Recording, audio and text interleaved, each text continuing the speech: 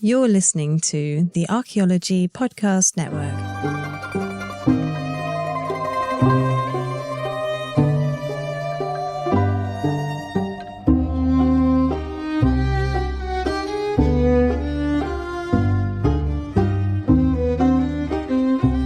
Welcome to Digging Up Ancient Aliens. This is the podcast where we examine alternative history and ancient alien narratives in popular media.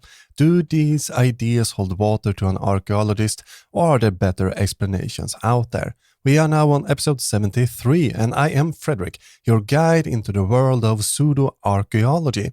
And this time I'm joined by a guest, or I'm actually visiting a guest, and we will discuss stones, megaliths, and, racist dog whistles that Ancient Aliens brings up in the episode titled Monoliths. I want to thank everyone who support the show, like Tim. You're really helping out producing all of this content, and I'm humbled and grateful for all of your support. And if you want to help out, I will tell you exactly how to do that and even get some bonus stuff at the end of the episode. I also want to bring up that over the weekend we had this large online event regarding archaeology, and I think it was a huge success. And if you want to check out what was going on there, you can go to the website real-archaeology.com and catch up on all the amazing content that was released during the weekend. There's also an interview I did with Flint Dibble on his channel that you definitely should go and check out. But yeah, you can go and peruse all of that content after you have listened to this episode. Now, I think we have finished up our preparation, so let's dig into the episode. Fellow archaeology lovers, science nerd and history enthusiast, have you ever dreamt of showcasing your passion for our history and science? Dig no further. Welcome to the official merchandise store for your favorite podcast, Digging Up Ancient Aliens. Embark on a journey through time with our exclusive collection.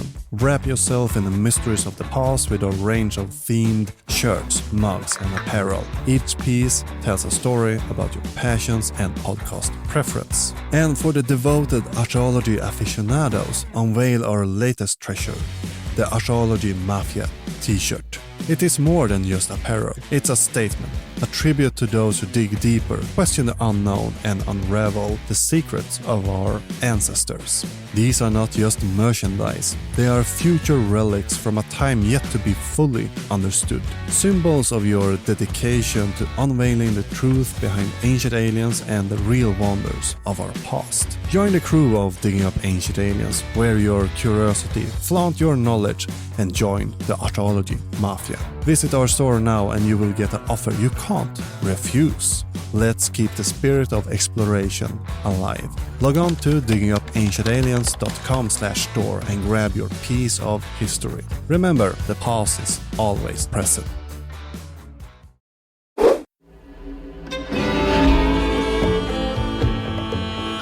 So I want to welcome, or maybe it's Dr. Charlotte Coull, who welcomed me into her home, but I want to welcome Charlotte to the podcast. Hello, and thank you for having me on the podcast. And I'm sure, yes, welcome to my house as well. So Charlotte, could you maybe tell the audience who you are and maybe a bit about your credentials? Okay. So I finished my PhD from the University of Manchester about 3 years ago, give or take, and I'm a historian. I'm straight historian through and through. That's undergrad, MA, PhD.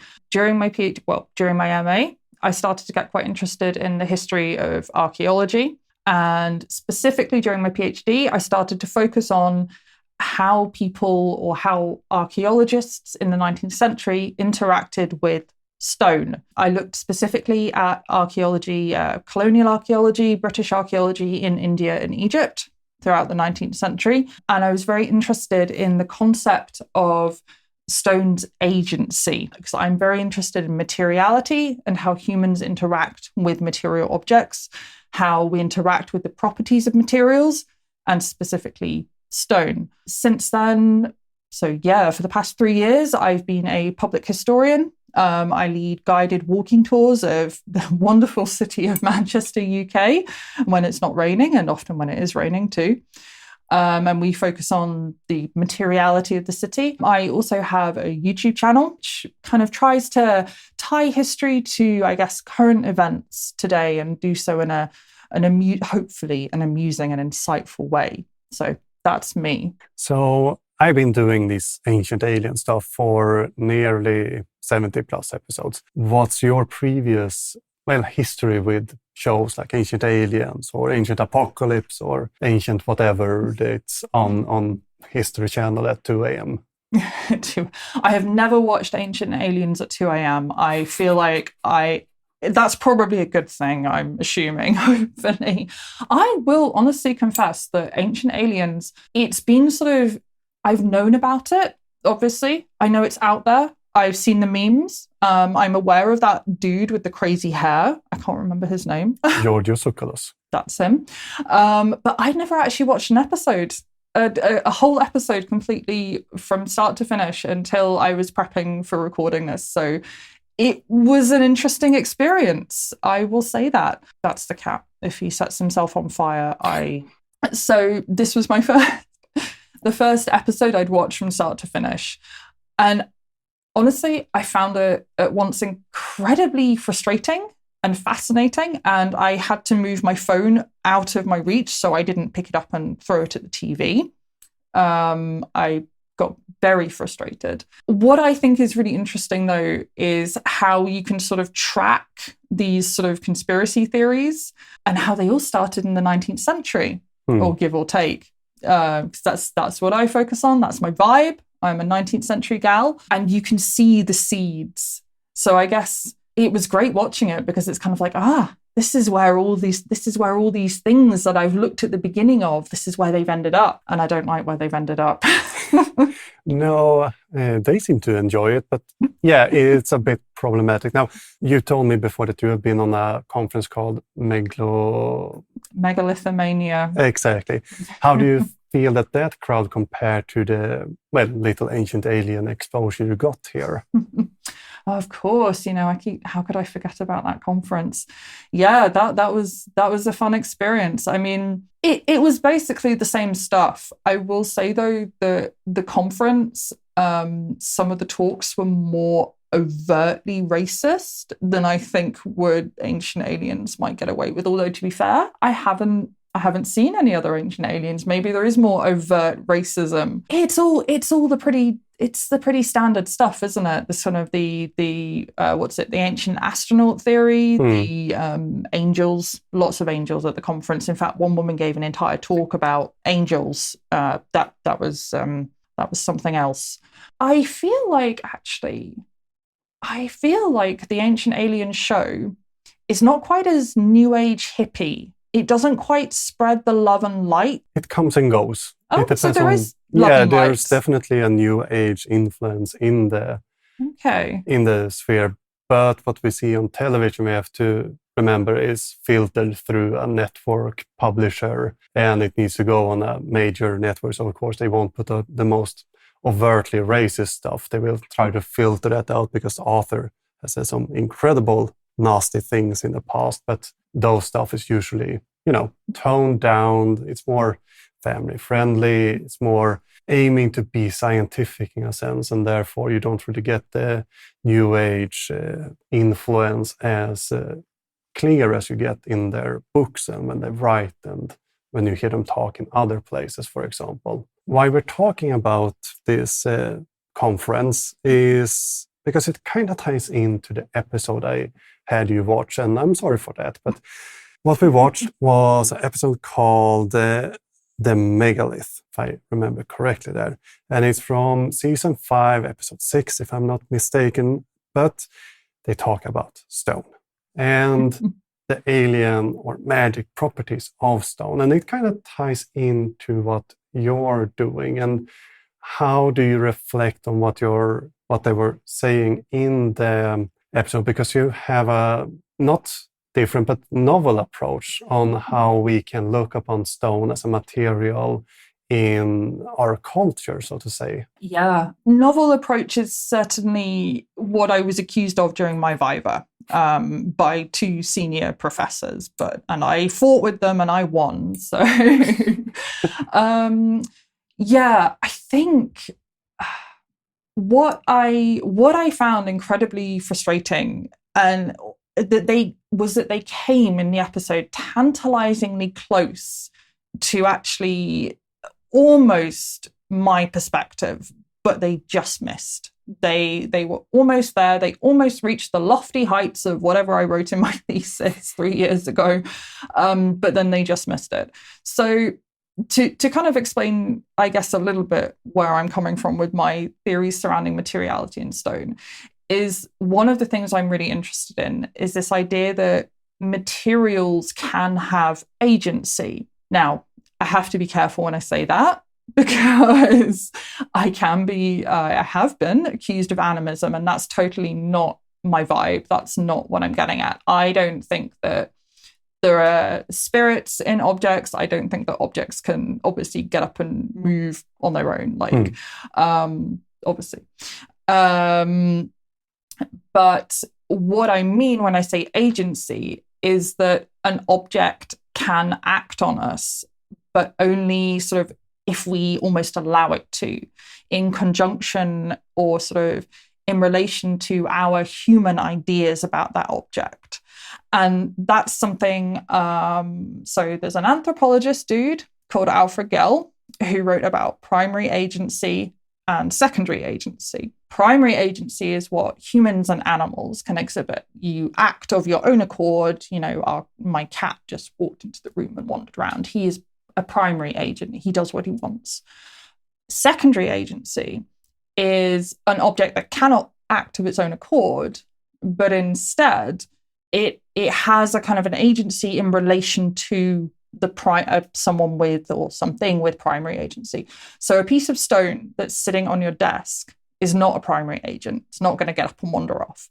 You as a human, though, if you see that piece of stone, if you feel like an emotional connection to it, you are giving that stone agency. You are giving it the ability to act on you. I have stuff in my house that I have an emotional attachment to.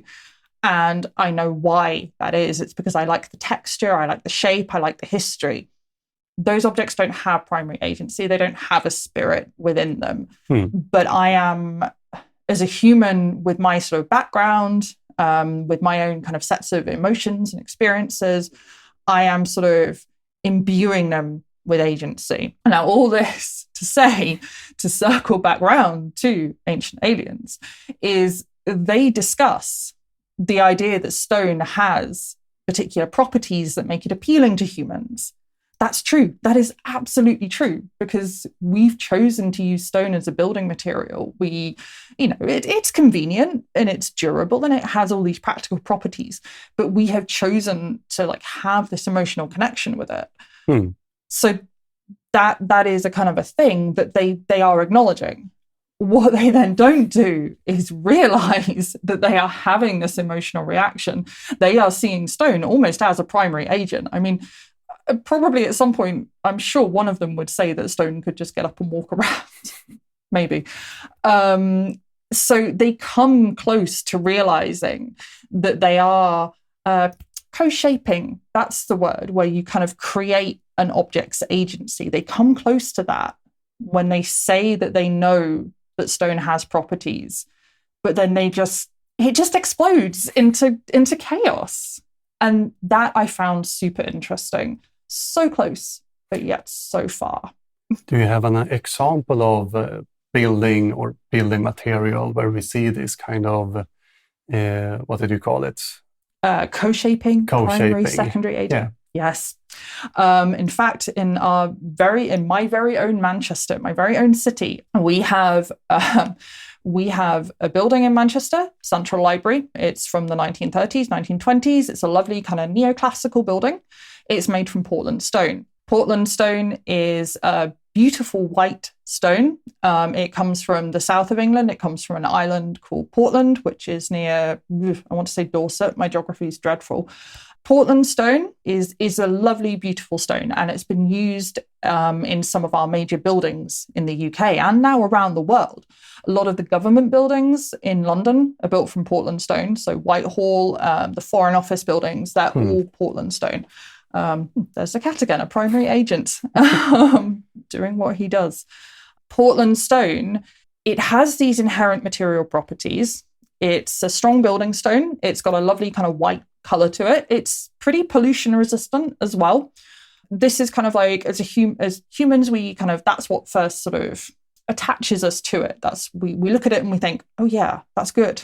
We can use this. So then we start using it in our buildings. It starts to be used for buildings that are particularly culturally relevant. So it becomes associated with that kind of cultural relevance. It picks up this culture to it. You start using a stone for political buildings or buildings where there's power. It becomes associated with power. So London used Portland stone a lot more and earlier than Manchester did. When Manchester decided to kind of step up its game, so to speak, as a kind of a powerful, influential city, it looked at what London had done and it said, we can use Portland stone for our important buildings. We will take some of this emotional kind of attachment that people have to Portland stone and we can transfer it over to Manchester. Yeah. We can make Manchester look powerful by imitating London. So what we have then is Portland stone has been used for all these culturally relevant buildings. It then gets designated, I can't remember when, I want to say like quite recently, but I'm not even going to try and guess the date. Historian, but with no memory for dates. It was designated a heritage stone by the International Union of Geological Sciences, geological sciences. And it sort of self-reinforces. It's this self-reinforcing narrative that this stone is good and important. And that if you build something from this stone, it will sort of have a prestige to it, if that makes sense. And that's one of my favorite examples, partly because it's right here in Manchester. Yeah, and that's interesting from several aspects because you're talking about how we give stone a meaning, and it's something we actually see in the ancient alien narrative and start to look at it. If we would look at several more episodes, which one of us at least have done the mistake of doing, we see a couple of stones appearing again and again, all with magical properties. We have granite, we have quartz, it's crystals, and it's andesite, all these dense, heavy stones that they associate with aliens. Do you see the same kind of connection there? Yeah, yes, entirely. And actually, that's something I would love to chat to you more about, especially quartz in particular. There's something about it that humans have loved. Maybe it's the way that it catches the light or something like that. But then it spirals, it snowballs throughout history. It becomes, were the crystal skulls made of quartz? Yeah. Are there crystal? Thank you. I knew that. So it becomes this self-reinforcing thing. It's exactly the same thing. And what were the other ones you mentioned? The very dense ones? So we have granite and andesite. That one. So andesite you find in South America, but ancient aliens they usually claim everything is granite. But andesite is what we find in Pumapunku and sites throughout South America, and it's a very dense, heavy stone. And in some sense, it's similar hardness as granite. And again, it's a very durable and easy stone to work with in that sense. Something you have to remember when working with stone is that hardness of the stone actually makes it easier to shape, in a sense. It sounds illogical, but when we look at experiments, especially in experimental archaeology with that's been done both in Egypt and in South America, they both come to the conclusion that when you work stone, especially with stone tools, so if you use flint, jade, the volcanic rock, was it a very black, they make surgery tool of it. Like obsidian? Obsidian. Those tools works better the harder the stone is when you want to shape it. Okay. Oh, that's fascinating. Yeah, and of course, obviously, Are you tired of wandering around historical sites, wondering if those signs really tell the full story? Well, say goodbye to those frustrating moments with Historian. Historian is your guide through history, right at your fingertips. With our app, you can download well-researched historical tours for a number of sites, all written by real humans, no AI here. Imagine having your own private guide narrating the rich history of every location you visit. Whether you're discovering new places or learning new things about your favorite sites, Historian elevates your experience with convenient and engaging narration. It also works as an audiobook, meaning you can explore new sites from the comfort of your couch. So don't settle for a lackluster experience. Download Historian today and start your journey through history. Historian, a guide through history at your fingertips. Available now on App Store and Google Play.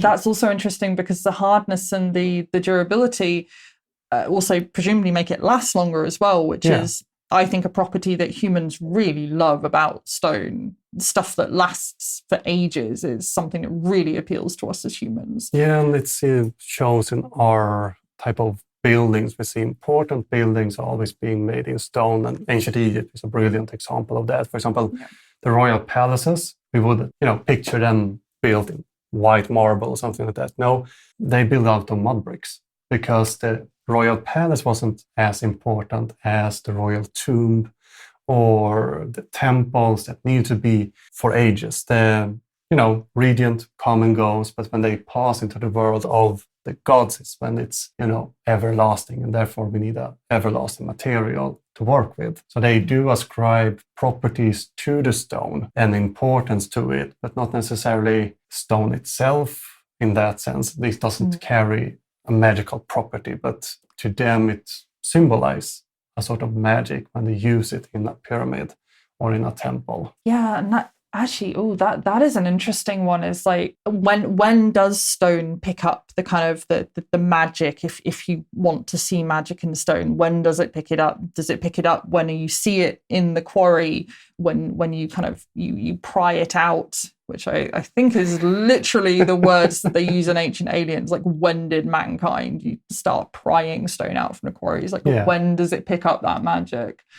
Yeah, that's interesting. Does it pick up magic also because you're sort of using it in interesting ways, in ways that it's not kind of ways that it's not obvious that a stone can be used in? I think what I'm getting at is the old kind of megalith structure with the sort of you probably know the name and I don't. You got stones standing like that, and you got a stone over the top. A dolmen. Thank you. Very thorough knowledge from me, and thank you. What I find really interesting is that one of the properties of stone is that it is very heavy, and so it doesn't seem like a logical kind of normal thing to be able to do with it, to kind of balance this heavy stone on top of other stones. So that in itself, if you're going to look at it like this, is when stone starts to pick up that sort of magic. And I think, going back to Ancient Aliens, I think one of the things that was mentioned in several of the sites that they talk about is kind of, how did they do this? And then that's like, well, experimental archaeology is a thing. We kind of know how they did it. But I find it very interesting that this stone has this property of weight, which makes it difficult to maneuver and manipulate. Therefore, when you see kind of stones balanced on top of each other in weird configurations, you're immediately thinking, that's so heavy, we could never do that. You're having that emotional response to stone's property. And I'm just going to say it, that's where stone has this secondary agency. It's kind of working with us. And it's interesting because that agency is most likely not the agency it had for people of the time. If we go back to the dolmen, if you look at dolmens and how they are used, usually used over generation. We can talk, a century or longer, a millennia. We see these places being reused, and it doesn't seem as the structure itself is the magic part, because they knew how to build it. That wasn't the, strange. What was magic was going on in there. That's interesting. But yeah, so for them, the importance wasn't the construction, because we did it. It's not that hard. Have to pull it. Easy. You just levitate it, right? We have these magical bonds from the aliens. Simple. Why are you making such a fuss? Well, yeah. And sorry, I think that goes back to actually something else that ancient aliens kind of type people seem to forget, is that they say sort of like, why don't we build pyramids today? Why don't we do this? And it's like, because we've moved on. We have our own kind of engineering marvels. We don't think of them as marvels because we see them every day. A skyscraper. That's a engineering marvel, if something. Exactly. I mean, it's so sometimes hideous depending on how it looks. But it is kind of, it's just like our perception of what is miraculous, or our perception of what is kind of, miraculous, I just use that word again, has changed over time. So it's like we're finding things that we could, or were just built easily. We're looking at them and thinking, well, how did we build them?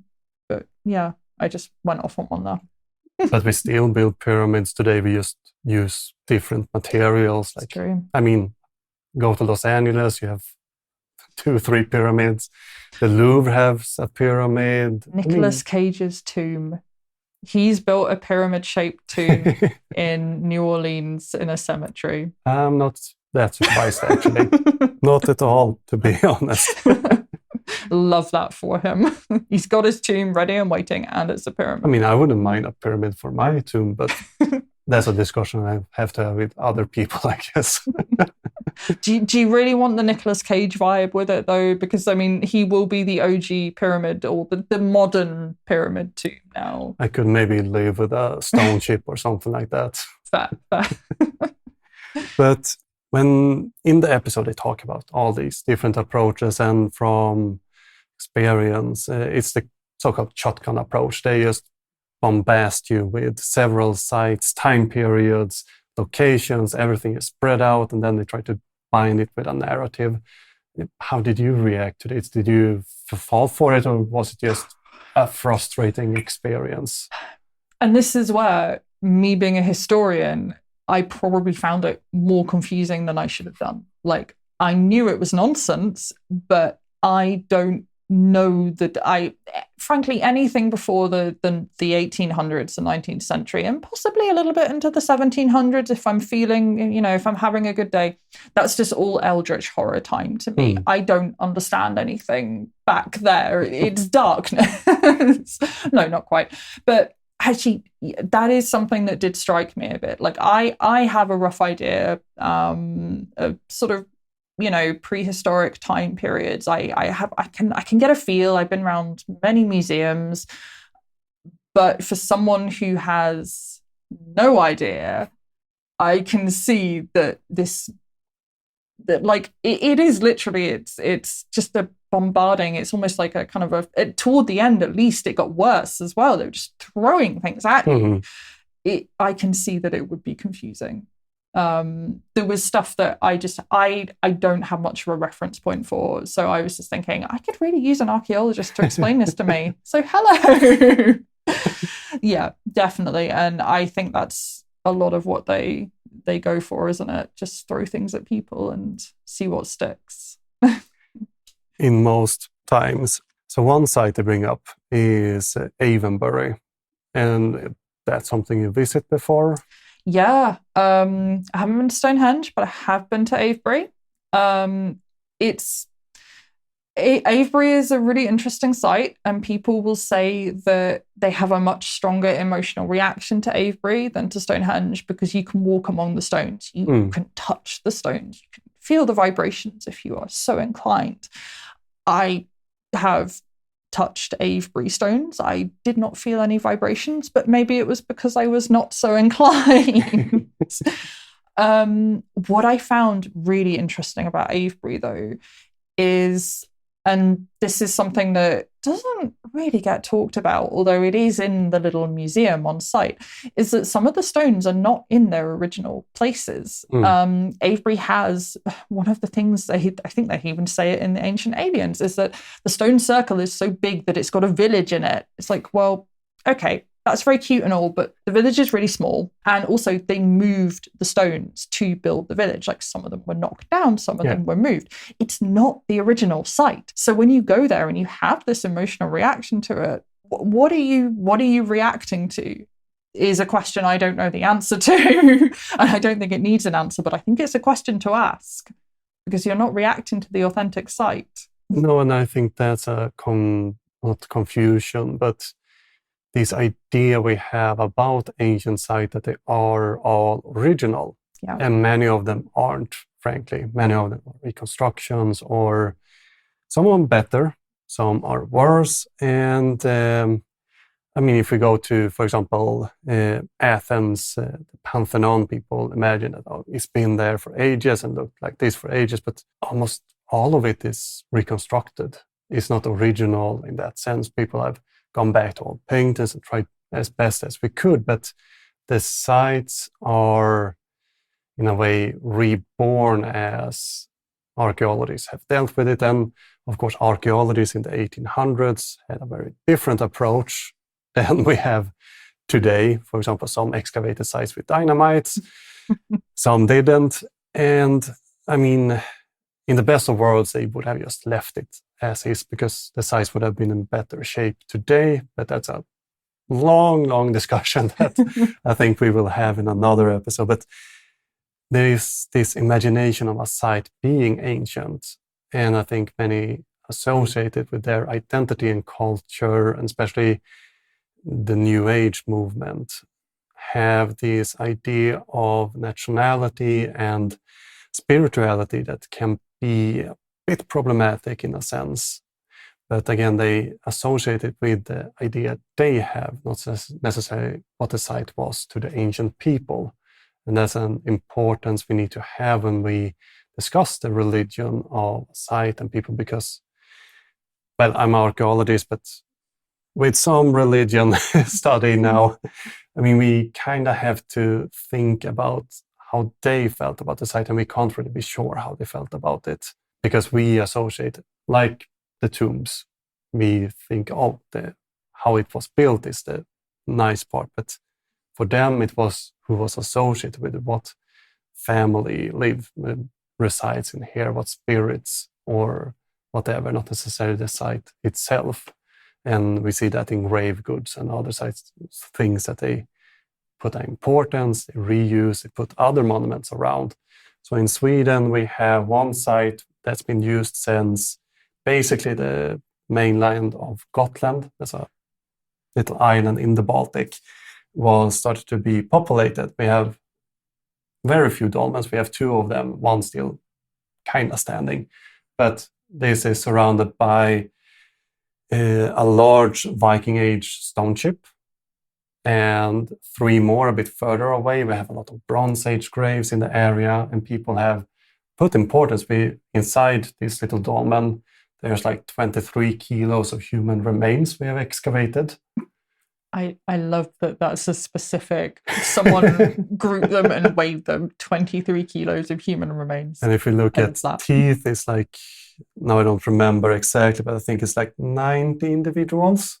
Right. So again, there's importance to the site, the construction, but how much magic it is, I don't think it really is in the construction, but more of who's inside it, so to say. But of course, representing this idea in stones make it eternal, which might be the magic. But it's not as fancy as aliens did it, or the stone has a magical property. And I think they say that, I think it's Stonehenge to talk about that. They go there to be healed. Mm. That quote is from Geoffrey de Monmouth, French author from medieval ages. Not any scientific base for it. He just claimed that you went there to get healed. But we see that in other sites that now I lost the thread completely. Damn Jeffrey de Maman. So it's very medieval of him to come back and haunt you and disturb your thinking. That's very medieval. Yeah, and you see, I thought of something as well, but now I've lost it. Oh yes, the idea of the stone being eternal as being the magic, or the magic, because it's what's left over that we see.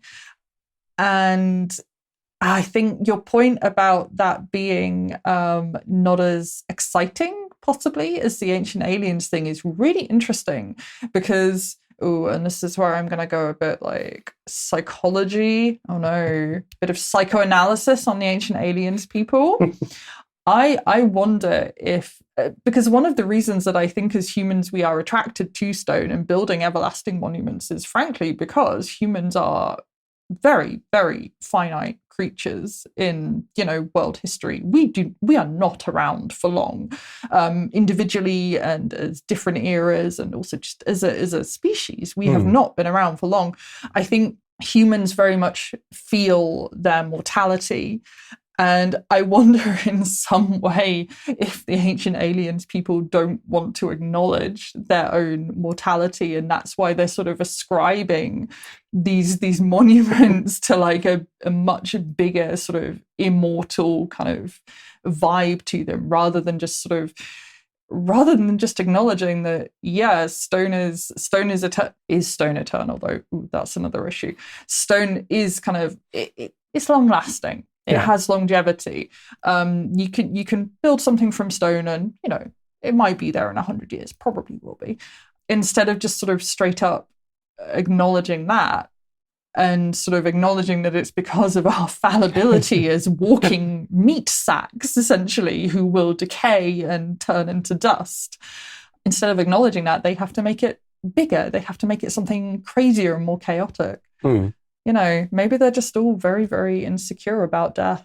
Maybe that's it. I mean, we have these New Age elements within the ancient alien sphere that, of course, ties to your own mortality in a sense. So, I mean, I think it's quite fair to describe ancient aliens, similar ideas as a cult, because I think it fits better in that narrative.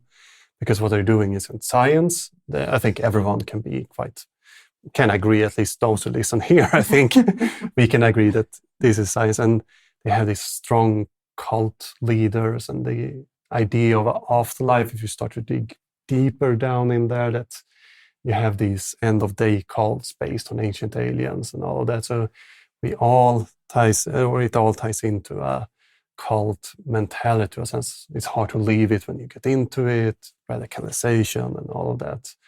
And on that note, I want to, since we were originally talking about Avebury, I mean, they don't really say much about the place other than it's, weird that they put it up, because everything is weird if you don't look into it properly. But we have this stone circle, of course, it's connected to a UFO, because UFO is round. We have stone circle, round plus round. But we have a connection, and it's Giorgio Tsoukalos who's make a little quote in here that goes something like this. The mythologies, in conjunction with Avebury, always point to the sky, to some celestial beings, the shining ones as they were called, descending from the sky and educating people in various disciplines: agriculture, mathematics, geometry, engineering. And so the quote is basically, he talked about the mythology about Avebury and the Shining Ones. I just want to bring up the Shining One connection to, educate someone who might not. I will say the Shining Ones, I'd never heard of them before. Whoever they are, they shine, they're out there and they shine. I didn't even understand, honestly. I could not make sense of his explanation, and I wasn't sure if it was worth Googling. So I just thought I'd ask you instead. Yeah, and I mean, luckily I'm here and can answer this question, because it's a deep cut. It's a real deep cut. So the term the Shining Ones is not connected to any legends, of course. No, it's connected because in modern day it's become associated. We have modern legends but it's not part of an ancient historical narrative about the site. Now, the Shining Ones are lifted directly from two authors who created a book. They were named Philip Gardner and Gary Olson. They wrote a book, The Shining Ones, the world's most powerful secret society revealed. And can you guess what's on the front of the cover? Is it one of those eyes? Is it the eye in the pyramid? No, it's worse. Oh, what's worse? It's a Star of David. Oh no.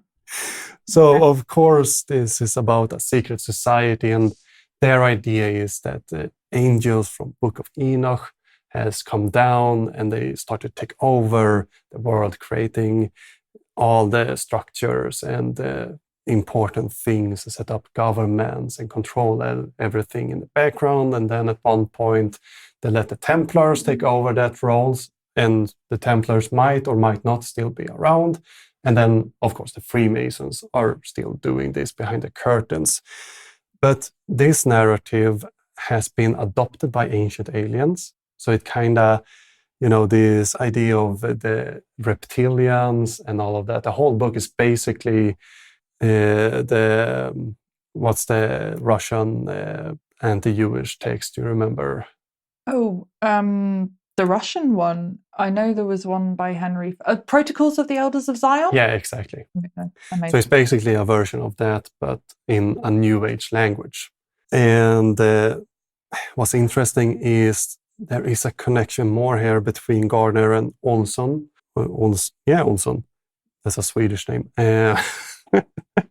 So there's also a connection between their narratives, because they didn't just make up everything themselves in that books. We find an influence from another source, Mr. Graham Hancock, and his white Aryan supremacy priesthood that he talked about in his book that he wrote with Robert Bauval back in the 90s. Again, the secret cabal controlling everything behind the curtains. So we have this, again, deep, as you said, you don't saw any inherently racist in the episode because they hide it. Yeah. With the keywords like this. Really getting that impression. So the Shining Ones is basically a sort of a dog whistle then, isn't it? It's basically just low-key, here we go. When I say that, you're going to conjure all of this up. And when you Google a Shining One, you will get to this book and you will get more and more radicalized. And they use it as a kind of catch-all for reptilians and Atlantis and Freemasons and I can't. There's too much. I can't. Okay. So again, it looks innocent and good and kind of, smooth on the television, but that's because they don't say those parts out loud when they kind of catch you in it. So they've never then explained the Shining Ones properly. But that wasn't the first episode that it turns up in. It repeats in several episodes. Oh, that's creepy. So you have several versions of them too that you catch if you watch it enough of times, because we have the Star Children's. That's basically that's most connected to Native American folklore, but not as they really represent it. Again, it's a bastardization. Again, they're rewriting Native American legends to fit their preferred narrative. So it's a plastic shamanism that's going on in there. And again, it's deeply connected to the New Age movement.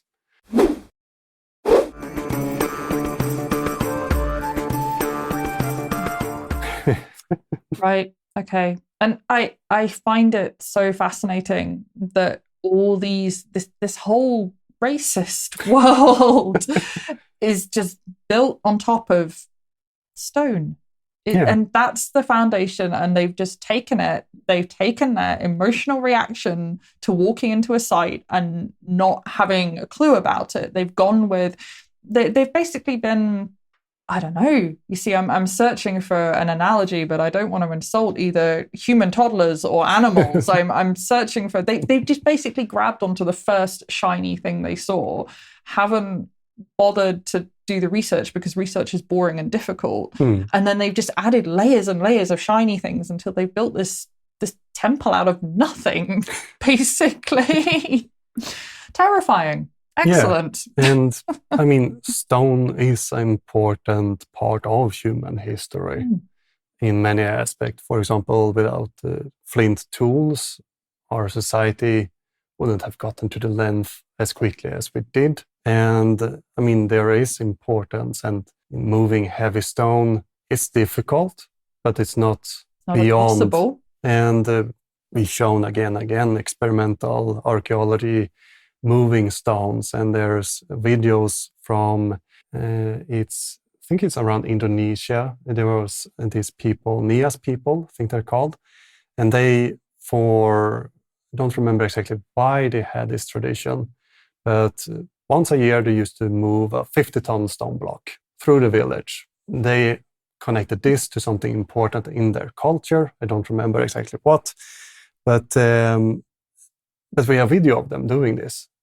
50-ton stone block by hand, and this was 1930s or something like that. So I mean, it's before today. It's been known for a long time that we can do it. It's just that we don't have to do it any longer. Why would you put yourself at risk of injury and horrificness when you can just get a crane to do it for you? And my favorite example is when they're trying to demonstrate that it's impossible to move with modern machinery. We see them using the wrong tool for the job. So they use a crane that's really meant to, pick up some smaller stuff and lift up a couple of meters, and then let's lift this 50-ton block up on this truck that's not designed to carry that type of load. But if you, design a truck that's supposed to move this and build it, it will move it just fine, or a crane, a proper construction crane instead for that flinky rental that you got at the gas station. I mean... Have they not seen like modern mining and quarrying machinery? It's massive. It's huge. That's ridiculous. They are ridiculous. I'm sure they've seen it, but they just don't show it in the show. Are they just walking around just with blinkers on? Maybe that's it. Maybe they just don't. I guess it's some sort of cognitive dissonance going on there, that they know it exists, but they don't make the connection, or they don't want to. Again, we have this sort of cult mentality. So if the cult leader says this is impossible, then it must be impossible, and we don't go online to, we only go online to look up the shining ones. Not heavy duty machinery that can move stones. I mean, the largest construction ever moved is an oil platform called Troll 2, weighing something like 5,000 tons, some imaginary, moved by 20 boats. Right. So not impossible. Just a lot of resources, but not impossible. Yeah, just slowly and securely, and that's way a lot more. Or is it 5 million tons? It's some astronomical, amount of weight. So, I mean, these ideas rather silly, but again, they put some magic thought to the stone that don't really fit. But that's also it's just reminding me this idea of going back to the 19th century is my favorite thing to say. A guy called Belzoni did a lot of work on the pyramids, the Great Pyramid specifically. I think he was one of the ones who dynamited the pyramids, so that's kind of awkward. But he describes, he describes kind of coming across the pyramids and sort of like walking across the desert and finding them. And as with many 19th century descriptions of archaeological sites, one of the things that strikes him is that the stones are so big, they're so heavy, and how did they move them? So this is something that has been a question for so long, but Belzoni didn't ascribe it to aliens. Belzoni was an engineer. The dude he worked with, whose name I cannot remember, was also an engineer as well. They knew that it was, interesting point. So in the British Museum, where Britain keeps all of its stolen stuff, there is in fact a colossal granite head of Ramesses. I'm not an Egyptologist. It's one of the Ramesses, and it's big. It's very big. And it must be heavy. It's not like a kind of a small head. It's big. Belzoni moved that out of Egypt. He moved it. I can't remember how he did it, but he did it because he was an engineer. And that's what you do when you're an engineer. You move things that seem impossible. And it's actually, now that I think about it, in the 19th century, they moved, transported, and packed so many large bits of stone. Several obelisks went across Europe. And same way, if we go back to Roman times, the Romans loved obelisks. They moved them across the Roman Empire, put it up in different arenas and on squares. I mean, and they moved it with technology they had. Yeah. And it's not that far from what the ancient Egyptians would have had 1,000 years earlier. We hadn't developed, I mean, they didn't have steam engines, the Romans or whatever. But yeah, in the 19th century, I mean, we moved obelisk from Egypt to New York. Yeah. We've always done it. We've always moved heavy things. It's just, it is that disconnect of, we know that this stone is so freaking heavy. So there is just like, it just takes a minute to, when you're standing there as an individual, to imagine how you could move it. Yeah. And that's where the ancient aliens people just don't make that leap. They don't understand that if they're standing in front of a huge stone kind of construction, it's not just them as an individual that would have built it or moved it. It's like people with knowledge of engineering and like loads of people would have done it. It's just not, they're just not that clever. The ancient aliens people, they're just not that self-aware. No, but they kind of look upon people as inferior. I think that's one of the main issues, that they don't look at these cultures as capable. And we see that in how they can't imagine things in their stories and all that. And I want to move on to a different site, Palma Sur and the stone spheres of Costa Rica.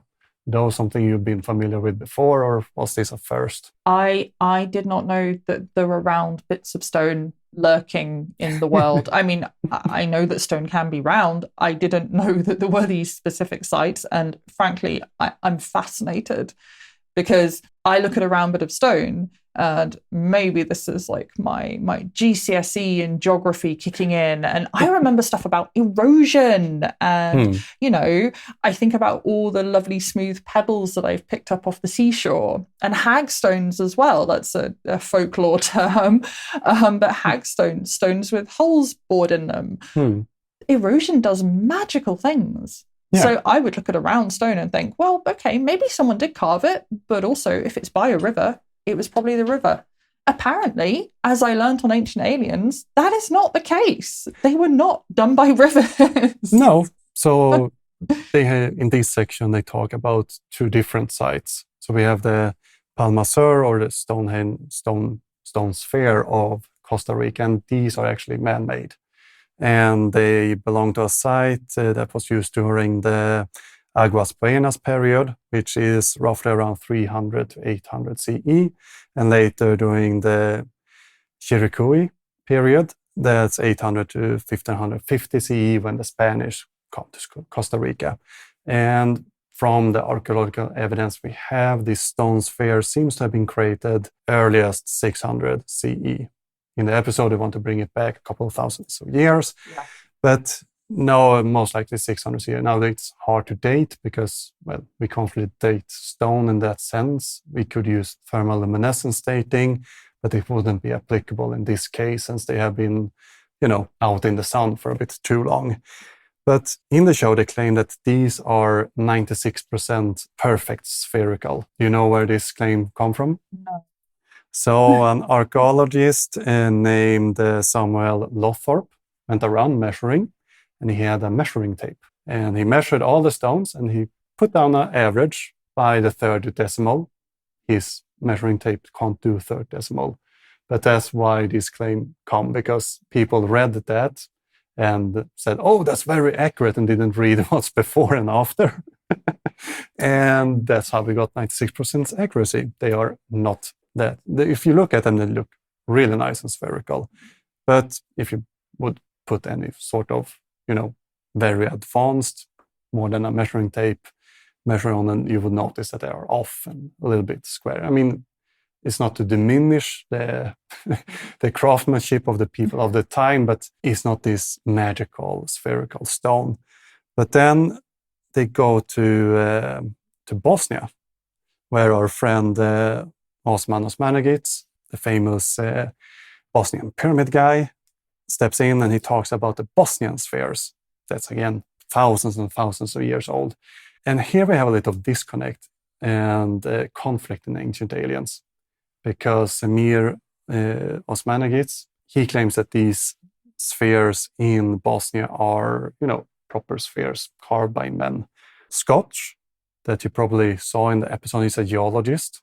He doesn't agree with that, actually. Oh, I didn't notice that. So Robert Scott's the geologist, he have these weird ideas of the Sphinx and all of that. And he doesn't really like the pyramids in Bosnia either. He thinks that those are here, but they have a bit of a conflict, but you never see that in the episode. Oh. So there is a little bit of infighting in Ancient Alien community. It. But the spheres in Bosnia, as far as I can tell, are, as you said, erosion. Right. Okay. Because they were by a river, weren't they? Yeah. All of them is by a river. They're by something that might have shaped them. And we have this idea in the Ancient Alien that nature can't do spheres or straight for some reason. I think nature would like to disagree with that very much. Nature disagree with that very much, and it shows it as often it can. But yeah, we have this, again, they're trying to explain something that doesn't need explanation without using the proper explanations for it. And again, I'm just going to keep coming back to this. It's such an emotional reaction as well, that you're walking through a forest or you're walking somewhere and you see something round and you think, oh, that's out of place. But you just go with your immediate kind of, oh, shiny, what can I kind of do to make this the most interesting thing? You don't just kind of say it was a river. But it's interesting if it was a river as well, because isn't that amazing that the river has kind of like tumbled this stone and created this thing? That is amazing in itself. Yeah. Why do you need to add the aliens? Because, again, they want to make it more special. Yeah. Yeah. And what's interesting is that they put Robert Scott and Samir Osmanagic in the same segment, and they kind of cut Scott out of context, because we hear him earlier how fantastic all of this is, and then we cut directly to Bosnia that he doesn't agree with. I almost wish I'd known that before I watched it, because I would have paid way more because I think the spears are toward the end, so I was starting to lose my grip on reality a bit. Oh, I wish I'd known. I'm gonna have to rewatch just those guys now and see if I can. Yeah, but they want to make this connection that the spheres around Banja Lunca and the spheres in Costa Rica are identical. They were made by the same people for the same reason. And how would you have it if they are so far away? Well, it must have been some connection. And how do you travel that fast? Well, you need to have a spaceship. Naturally. So that's how they get the logical conclusion. But again, they get there by leaving out all the other steps. Like every other step they leave out. Yeah. But that's an example of someone, again, putting meaning to stone, even if it's not really there, because Osmanagic usually have this nationalistic idea of Bosnia, and that's his preferred narrative, that Bosnia once held this super civilization 10,000 years ago. I have not heard that as a narrative. Okay. Evidence for that from him? The pyramids. Oh, sorry. I should have known. There were pyramids in Bosnia. You've kept referring to this dude as the pyramid man. I don't even know what. Yeah, there were pyramids in Bosnia. For those interested, there's an episode out a long time ago, episode 20, I think, where I cover the Bosnian pyramids, everything you want to know about them. But it's basically hills in Bosnia that looks pyramidical if you look at them from a certain angle. Okay. So if you get drunk and squint, then okay. You don't even have to be drunk. From a certain angle, it looks very much like a pyramid. Okay. But as someone who hikes a lot in the mountains, That's not a very uncommon mountain shape, to be honest. And it's nature, isn't it? Yeah. Nature does amazing things, and I'm sure nature does not appreciate the work being, attributed to aliens. No, and if you think about it, mountains evolve by just things getting pressed against each other. The pyramid form is quite, if you press... It works, doesn't it? Yeah. It's the easiest way of like stacking loads of things on top of each other and then they don't fall down. Yeah. It's literally the easiest way. Yeah. But if people want to hear more from you, where should they go? I would say check out my YouTube channel. I am the Applied Historian on YouTube. Thank you very much for your time. And again, I'm sorry for letting you watching this. I forgive you. It's okay. I might even come back too. And again, a huge thank you to Charlotte. And in the show notes, you will find links to all of her stuff. And you should definitely go and check out her channel. And if you happen to be in Manchester, make sure to catch her tour that she has in the city regarding its stones. It's a really interesting journey through Manchester and brings up new ways on how to look and engage with your surrounding. Now, until next time, please spread the word by leaving a positive review on platforms like iTunes, Spotify, or wherever you listen to this. And even better, recommend an episode or two to your friends. It really helps the show. And on the website, you find links to Charlotte's stuff this week. And if you want to support the show, head over to patreon.com/diggingupancientaliens. And if you prefer to not use Patreon, there's a member portal at diggingupancientaliens.com/support. Both ways of contributing gives you the same content. It's earlier episodes, there's bonus content, we're reading Chariots of the Gods currently, and also, of course, ad-free episodes. And remember that archaeologicalpodcastnetwork.com has a lot of other great content that you can go and check out. And they also celebrate 10 years of producing amazing archaeology podcast here in December. I think there will be an event there taking place, so keep an eye out for that. You can also join their Discord server or sign up as a member and get some additional bonus there too. And you can contact me through most social media sites, and if you have comments, corrections, suggestions, or just hankering to write that email in all caps, you find my contact info on the website. Sandra Martelor created the intro music, and the outro is by the band called Trallskruv, who sings their song Foliehatt. Links to both of these artists can be found in the show notes. Until next time, keep shoveling that science. Men jag